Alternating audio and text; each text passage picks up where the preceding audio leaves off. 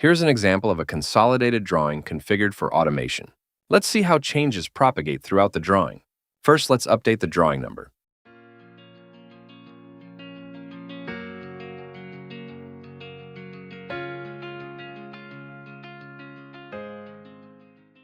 Next, let's update the rack equipment name.